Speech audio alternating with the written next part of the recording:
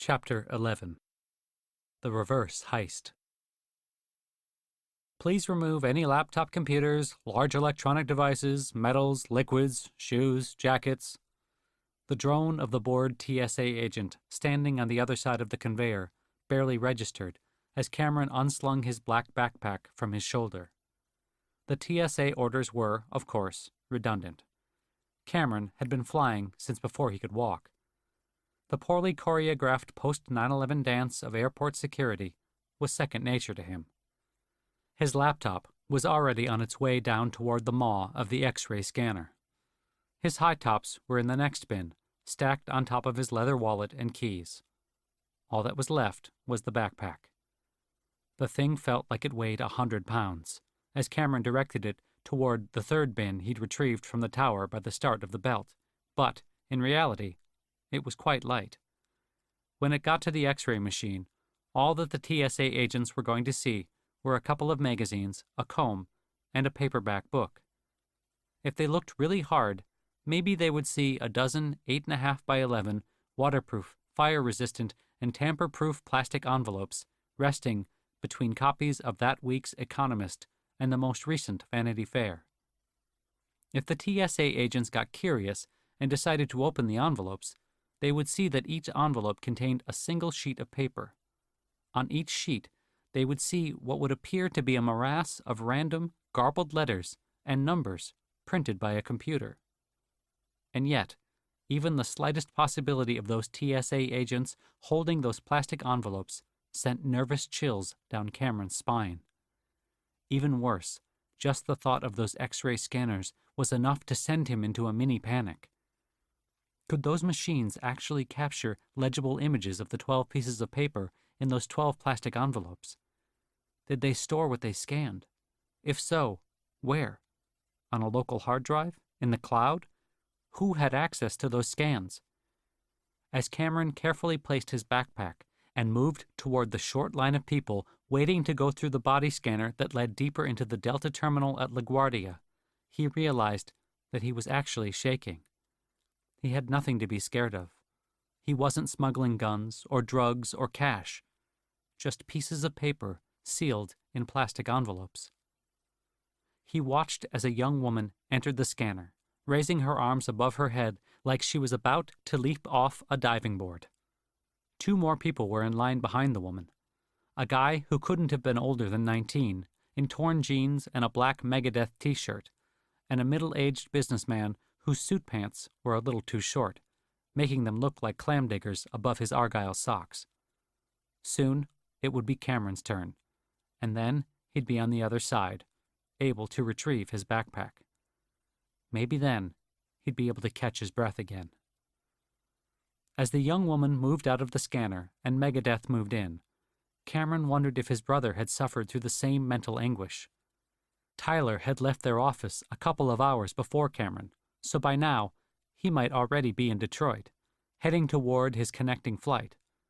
By this point, his matching backpack would be safely on his shoulder, well past the prying eyes of any TSA agents.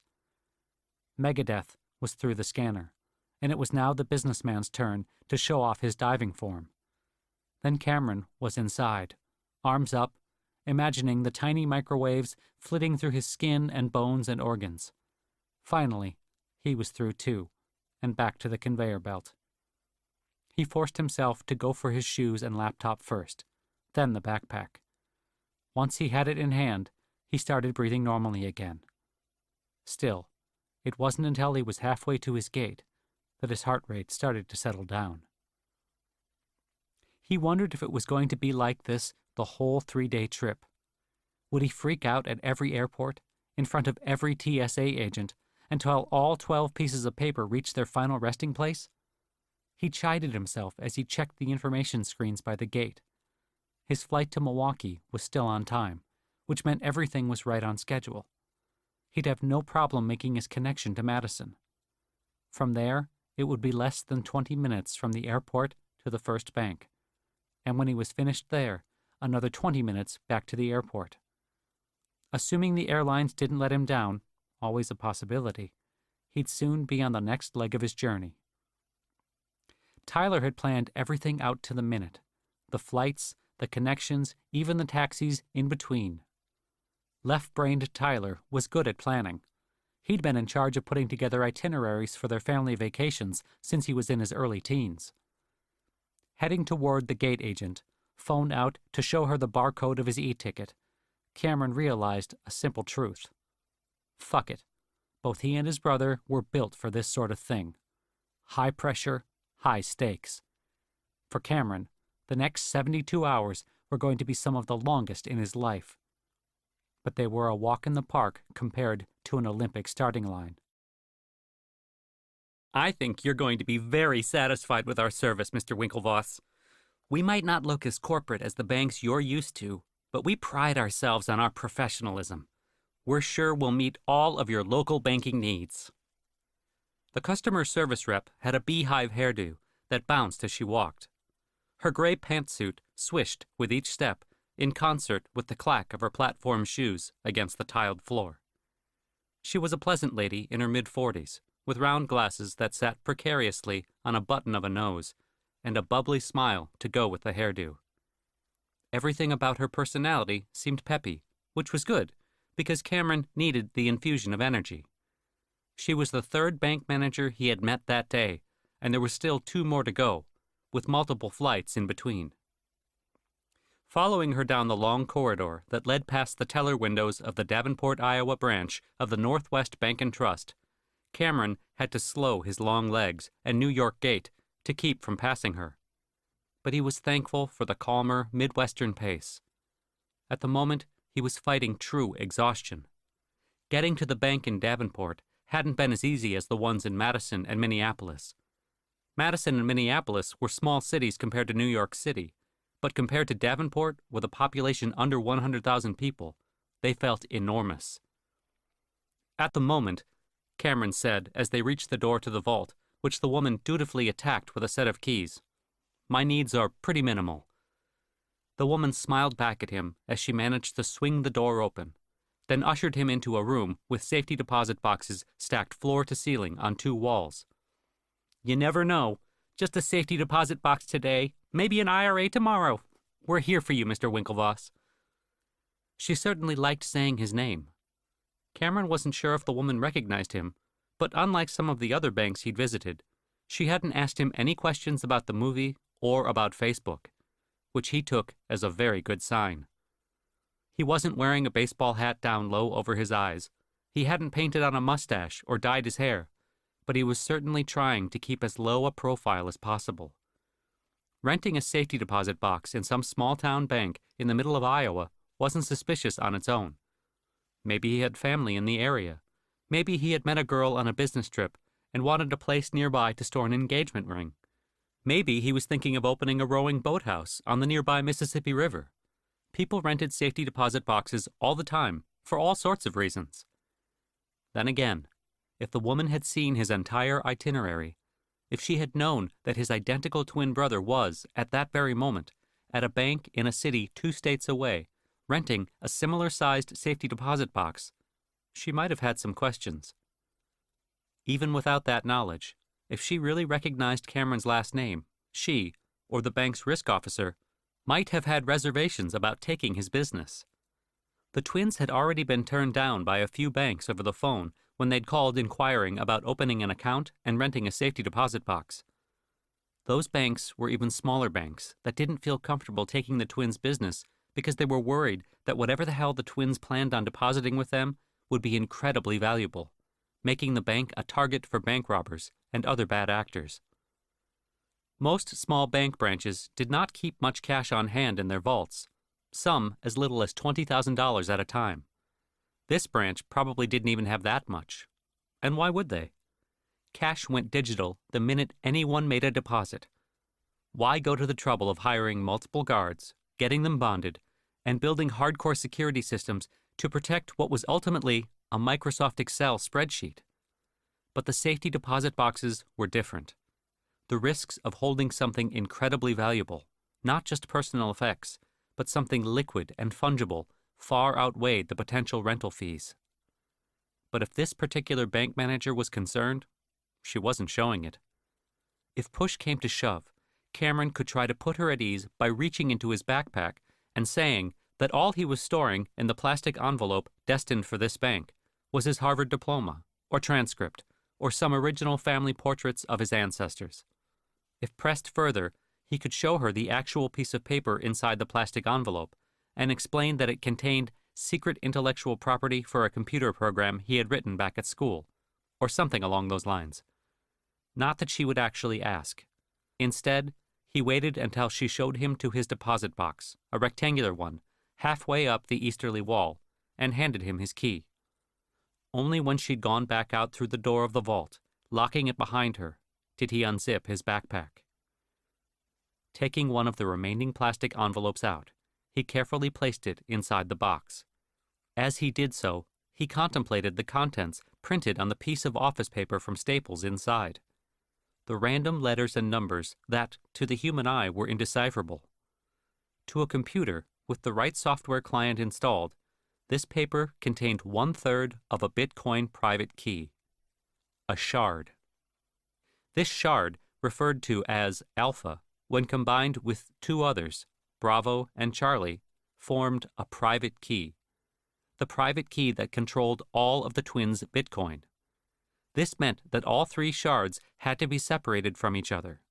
Storing all three shards in one safety deposit box would mean a thief could get control of all of the twins' Bitcoin by stealing a single safety deposit box. A single point of failure.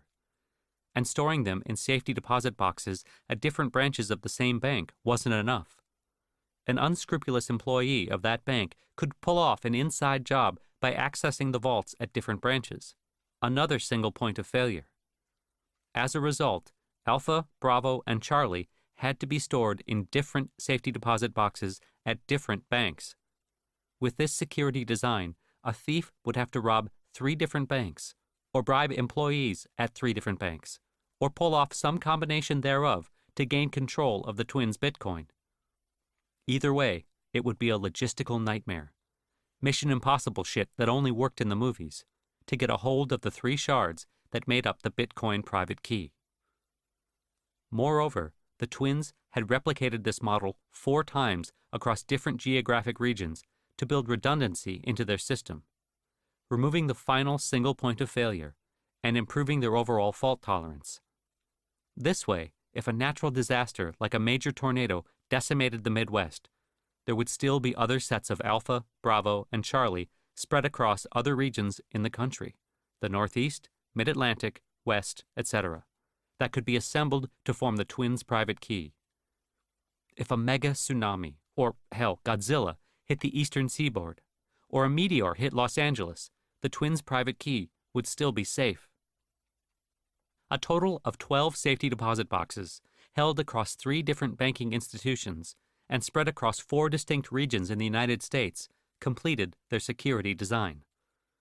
The 12 pieces of paper in these 12 safety deposit boxes would make up the only 4 copies of the twins' private key in the world. No other copy would exist anywhere else. Not on their laptops, not anywhere online, nowhere. Only in 12 bank vaults spread out across the country. Cameron and Tyler's homemade, offline, or cold storage system, built of paper and metal lockboxes, was, ironically, state-of-the-art. It rooted the security of the twins' Bitcoin in the physical world, outside the reach of online hackers. The twins' security system made it unlikely that a thief could physically get a hold of their private key, but none of these bank vaults prevented a hacker from guessing it. Generated correctly, a private key was impossible to guess. 1 in 115 quatuor vigintillion. But the trick was generating it correctly.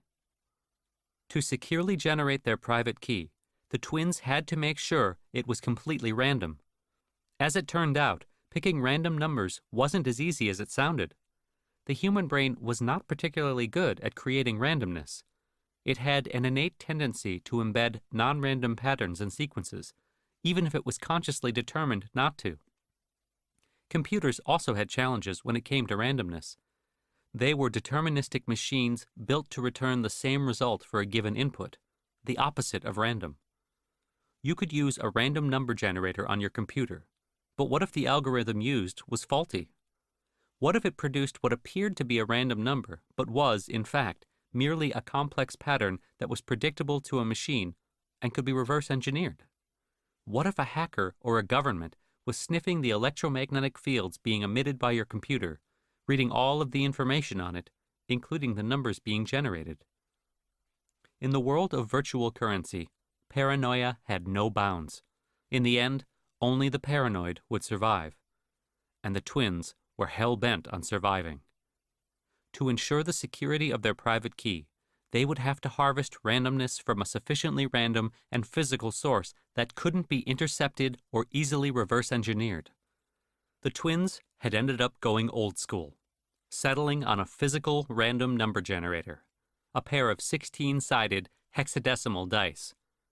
Each die looked like two miniature 8-sided pyramids glued together at their bases. These were the kind of dice that kids in high school who wear black trench coats and play fantasy role-playing games like Dungeons & Dragons might carry. In addition, the dice had to be evenly balanced, and the table had to be level, so that rolls of the dice weren't skewed to a particular number or letter, thereby defeating the randomness. Cameron carefully placed the plastic envelope in the safety deposit box, then slid the box back in its place, using the metal key the woman had given him to secure the lock. He placed the key to the safe onto a large ring, next to the two he'd received earlier that day, and placed the ring in the front pocket of his backpack. And then he was back at the vault door leading to the rest of the bank. The woman opened it for him, springy and bouncy and friendly as ever. "Are you sure you wouldn't have one of our larger deposit boxes? The monthly bill isn't much higher, and you get so much more room for your valuables." Cameron smiled back at her as she shut and locked the door behind him. "This one's more than enough for my stuff. Just some things that have sentimental value to me, but wouldn't mean much to anyone else." It was true. To someone else, that piece of paper wouldn't mean much. Just random numbers, picked by the roll of plastic dice. But if that piece of paper was somehow reunited with the other pieces of paper in his bag, and some of those that were already safely hidden away by him and Tyler in safety deposit boxes in banks all around the country, well, that would be a different story. Those pieces of paper would suddenly be worth far more than whatever cash was kept in this bank's vault, maybe far more than all the cash in all the vaults of every branch of these local banks. Cameron couldn't be sure, because the value of what those pieces of paper represented changed every day, sometimes every minute. He didn't know how much they were worth, only what they had cost, and that number alone would have knocked the beehive right off his companion's head. Cameron's taxi was still waiting on the street outside, ready to take him back to the airport, just in time to catch his next flight. Efficient Tyler hadn't factored in friendly conversation to their timetables. This wasn't a pleasure trip. This was all business. They were on a mission. On to the next city, the next bank, the next safety deposit box. "Are we really going to do this?" Cameron grinned at his brother as he lifted the heavy sledgehammer over his shoulder, his eyes hidden behind a pair of thick plastic safety goggles. He was wearing a raincoat over his Tom Ford suit and a pair of disposable polypropylene galoshes over his cap-toed dress shoes. He could have changed out of his expensive suit, put on some sweats, a t-shirt, jeans, but he'd been wearing the suit that morning when they'd met with their accountant, and he'd decided it fit the moment. It wasn't every day you got to use a sledgehammer while wearing a suit. "It sure looks like we're going to do this." Tyler was wearing a matching smock, but he still had his goggles up on his hair. His sledgehammer was resting on the cement wall behind him, its enormous head planted on the hardwood floor, inches beyond where the plastic tarp they'd laid out beneath the computer equipment ended. Tyler was looking at the hardware. The 5 laptops, already pried open, their hard drives gleaming against the tarp, the pile of USB drives, the pair of wireless routers, even the printer, up on its side to give them a better angle with the hammers. "The routers are overkill," Tyler said. "The printer, too. Nobody's going to be able to get anything off of a printer." Cameron shifted the sledgehammer, getting a better grip with his gloved hands. The gloves, smocks, goggles, tarp, and hammers had all come from Home Depot. One of the computers had been bought by Charlie, along with the USB drives. The printer was from their home office, not the construction zone they were standing in, the future headquarters of Winklevoss Capital. The construction site had seemed the perfect place for the business at hand. They'd drawn the shades, but even if the shades had been open, nobody outside would have looked twice at two guys swinging sledgehammers in a construction site. Not even Charlie, over at his office at BitInstant a couple of blocks away, knew what they were actually up to, the extent to which they were taking their security seriously. He probably would have thought they were crazy. When he'd first walked them through the process of acquiring Bitcoin, he hadn't mentioned anything about sledgehammers. The 2 clean laptops and the dozen USB drives were as far as Charlie had gotten. In the initial days, for the first $750,000 that they had Charlie purchase on their behalf, that had been enough, given the value at risk. But when Cameron had explained to Charlie that the first $750,000 worth of Bitcoin was only the beginning, and they'd moved their purchasing into high gear, Cameron and Tyler had begun buying through Mt. Gox on their own, moving much bigger amounts of cash into the virtual currency. And they had quickly realized that the dozen USB drives were nowhere near safe enough for what they had planned. First off, there was no way they were going to leave any significant amount of Bitcoin on Mt. Gox, a website that was once a magic card exchange and was now run by a crazy Frenchman who had made his mark putting cat videos on YouTube. Mt. Gox was a dumpster fire waiting to happen. The twins needed to store their Bitcoin somewhere else, and with the numbers they were talking about, they'd decided to give their paranoia free rein. They'd already heard many stories about people having their digital wallets hacked, or their USB drives stolen, or people just plain losing their hard drives. Cameron had read about one guy in the UK who had actually spent months digging in vain through a garbage dump in search of a drive with $1 million of Bitcoin stored on it.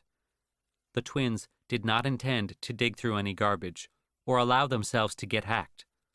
Paranoia had its advantages. So, 1 month earlier, in Cameron's apartment, they'd nailed towels up across the windows, making sure there was no way anyone could peer in and see what they were doing, and locked their iPhones away, far out of reach and in airplane mode. You never know who could be snooping through the camera or speakers of a smartphone. They then had gone to work with the hexadecimal dice, creating a new private key, different from the one they had created with Charlie. With this new private key ceremony, they'd bought 2 additional clean laptops from different suppliers, one cold and one hot.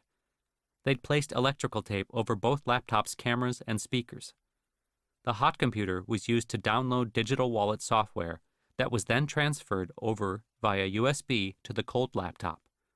The twins had disabled the cold's Wi-Fi by physically removing its Wi-Fi card. They then had entered their new private key, the one they generated using hexadecimal dice, into the digital wallet on the cold laptop. Once they'd had their digital wallet set up on the cold laptop, they could generate Bitcoin addresses, controlled by their new private key, to send their Mt. Gox funds to, and attach a lightweight printer via USB cable to print out their new private key into distinct shards. They then inserted these shards, Alpha, Bravo, and Charlie, into the plastic envelopes and sealed them. Then they laid the envelopes out on Cameron's coffee table, ready for their backpacks and the long mission ahead. Dividing them up between them, Cameron and Tyler had set off across the country, creating what they believed was the most secure storage system in the history of Bitcoin. USB sticks and computer hard drives could be stolen or hacked. Private keys on paper in a vault could be photographed or taken. But shards spread out all over the country in a dozen different safety deposit boxes. That was different. Only the twins themselves knew where the shards were, or how the shards went back together. Only they could retrieve their private key and get to their Bitcoin. It was like a bank heist in reverse. Instead of robbing a dozen banks, they'd filled them up. At some point in the future, what was once sitting on Cameron's coffee table and now resting in those safety deposit boxes was going to be worth more than the entire balance sheets of those banks. Maybe. All that was left were the loose ends. the hardware that had enabled them to pull off the reverse heist. And now it was time to eliminate the evidence. Erase any kind of digital exhaust, fingerprint, or traces of their private key, and destroy any surface area that a hacker could try and cling onto, or digitally swab for DNA. Cameron hefted the sledgehammer high over his head, and with a primal shout brought it down as hard as he could on one of the laptops. The keyboard shattered into 1,000 pieces, daggers of plastic ricocheting in every direction, clattering off the cement walls. He lifted the hammer again, aiming it at the printer. When the hammer hit, the crack of the plastic reverberated through his shoulders. It felt so damn good. The rational portion of his brain knew that he was simply securing their investment, making it impossible for anyone or any technology to find or steal their Bitcoin. But the rest of him was living in the moment. All the frustration of his past, of what they had been through with Zuckerberg and the lawyers and everything else, dissipating with each stroke of that hammer, with each implosion of plastic, metal, and glass. The past was gone. Bitcoin was the future. And Cameron and his brother had leaped headlong into that future. All told, they had spent a little over $2 million so far, and they would eventually pour in over $11 million to complete their goal. It was, perhaps, the largest bet anyone in the world had made on virtual currency. Maybe only Satoshi, if he was real and alive, had more Bitcoin. Either way, the Winklevoss twins were on their way to owning 1% of all Bitcoin in existence. All there was, and all there ever would be. And that stash, that fortune, put them at the dead center of the crypto revolution.